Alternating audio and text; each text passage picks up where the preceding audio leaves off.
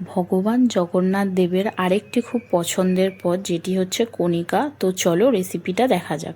তো দেখো, প্রথমেই একটা বাটা মশলা করে নিতে হবে, যেটা আমি স্ক্রিনে লিখে দেব। এরপর দেখো, ঘি গরম করে তার মধ্যে তেজপাতা আর গোটা গরম মশলা ফোড়ন দিয়ে দিতে হবে। দিয়ে দেখো, কাজু কিশমিশটা ভেজে নিতে হবে সামান্য একটু নুন দিয়ে। এরপর দেখো, ভিজিয়ে রাখা চালটিকে দিয়ে দিতে হবে, দিয়ে সামান্য একটুখানি ভাজা ভাজা করে নিতে হবে। এরপর দেখো, চালটা সামান্য ভাজা ভাজা হয়ে এলেই তার মধ্যে একটু বেশি করে গুড় দিয়ে নিতে হবে। আর যেই মশলাটা আমি বেটে রেখেছিলাম সেই মশলাটা আর খানিকটা আদা কুচি দিয়ে নিতে হবে। দিয়ে নিয়ে দেখো, আমি এক বাটি চাল নিয়েছিলাম, তার জন্য আমি 2 বাটি জল দিয়ে দিয়েছি। তো জলের পরিমাণটা একটু ঠিক রাখতে হবে, তাহলেই পুরো কণিকাটা ঝরঝরে হবে। এরপর দেখো, জল দিয়ে সামান্য নাড়িয়ে চাড়িয়ে ঢাকা চাপা দিয়ে 15 মিনিট ফুটিয়ে নিয়েছি। তো তারপর দেখো, একটু ঢাকাটা খুলে নাড়িয়ে চাড়িয়ে নিলাম যাতে তলায় না ধরে যায়।